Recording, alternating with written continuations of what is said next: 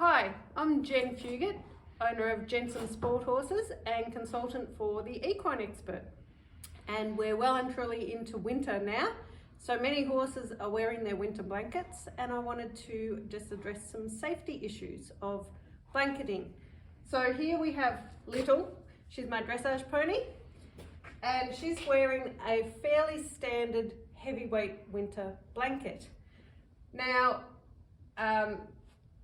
I'll go through some of the features of the blanket and the adjustment towards the end, but right now I want to go through the safest way, I believe, to take a blanket off and then putting a blanket back on. When we have a horse secured in cross ties or perhaps in a stall, it may not really matter the way in which we go about this, but just like instilling good habits in our horses, we should instill good habits in ourselves. So we need to do things in the safest manner possible, regardless of the circumstances. Because if we're doing this outside in a field and perhaps the horse gets away from us, which can happen, we want to reduce the risk of injury as much as possible.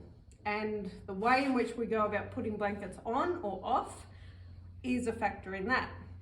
Now, a lot of people will start from the chest and work their way back, undoing as they go.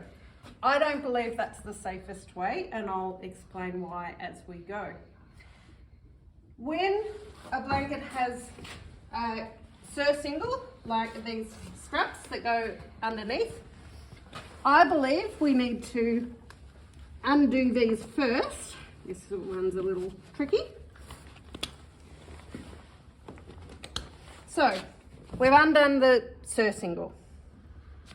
I think that's the best one to undo first, because if something happened and this horse got away, the blanket will stay in place and shouldn't be too much of a problem. Now what I do is undo the chest.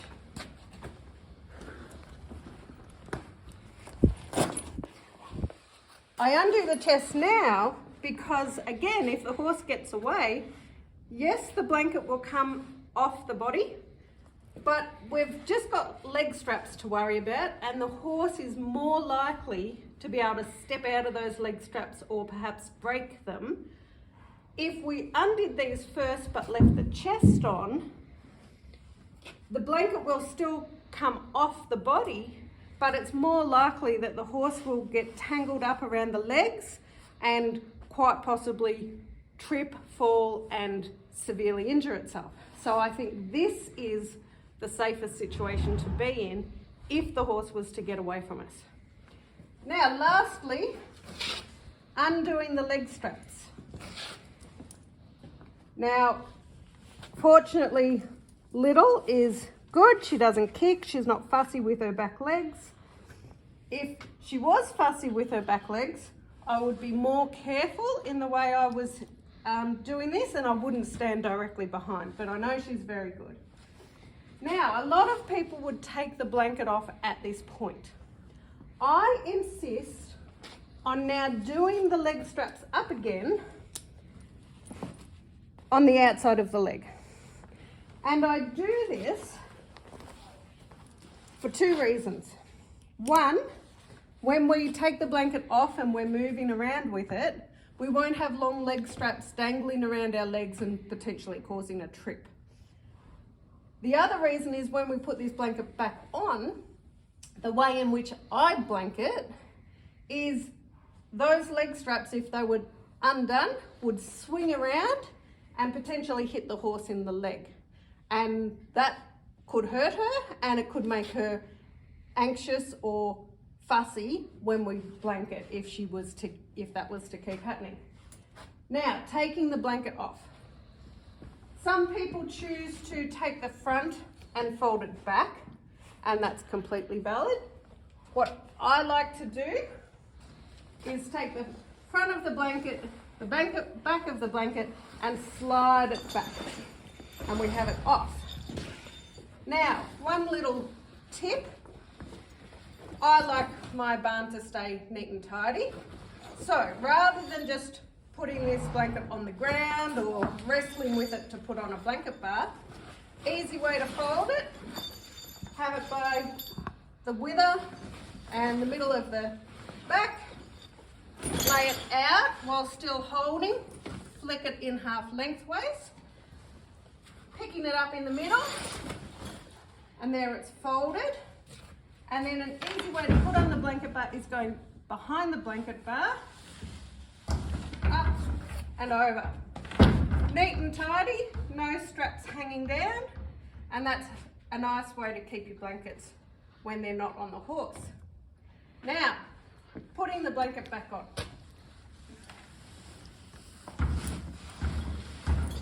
What I like to do, because I'm usually dealing with taller horses, she's my smallest, is I take the blanket by the shoulders.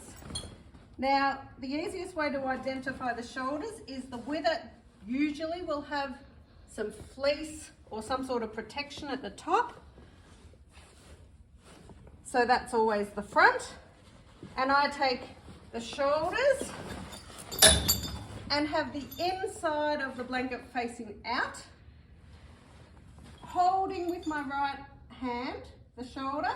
I flick the blanket over so I'm holding it more firmly, and that is just a quick action like that.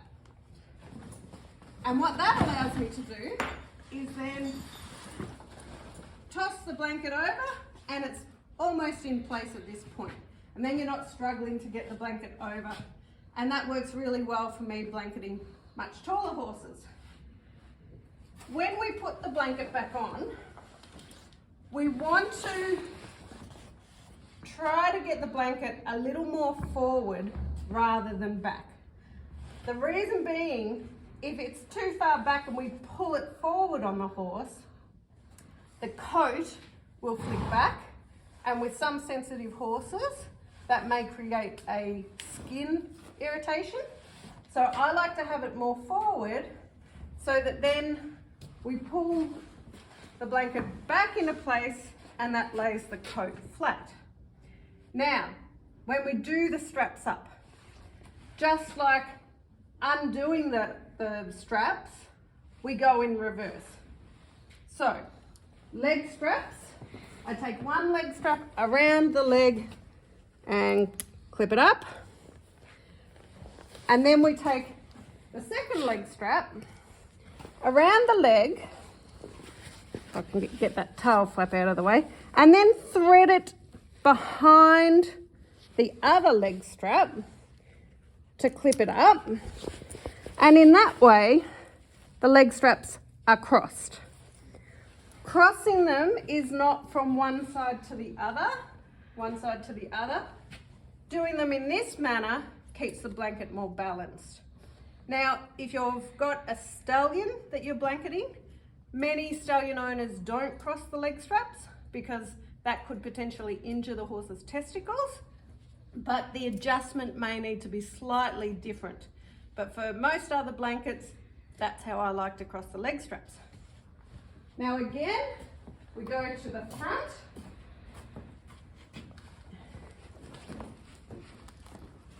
And doing the clips up at the front. You can see this blanket has clips plus a buckle adjustment that adjusts the neckline. And then finally, we go to the surcingle. Now, if these surcingle straps are on an angle, then that indicates you cross them front on the other side to the back, and the back on the other side to the front. Some blankets may have different surcingle systems, but that's fairly standard. Now, one last aspect about fitting is if you have a standard neck on a blanket, some blankets are designed to cut back around the wither. This is a standard neck.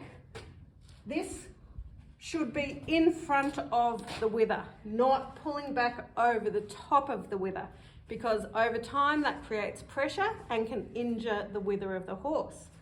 The neck should follow the neckline or the shoulder line and not pull back down over the point of the shoulder or too far back. This blanket has a neck adjustment where you can make the neck smaller if need be, but this doesn't need it for her.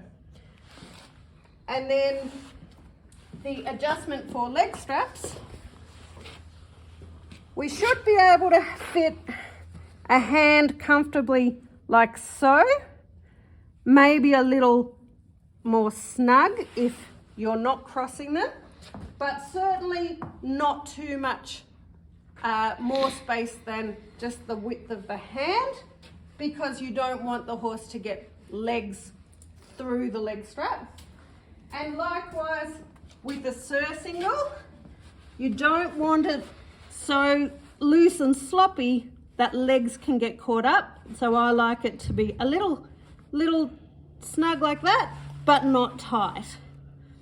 And then one final really important aspect of blanket safety is whenever we have a clip on a blanket, whether it's a leg strap, chest strap, or the surcingle, clips always face into the horse. So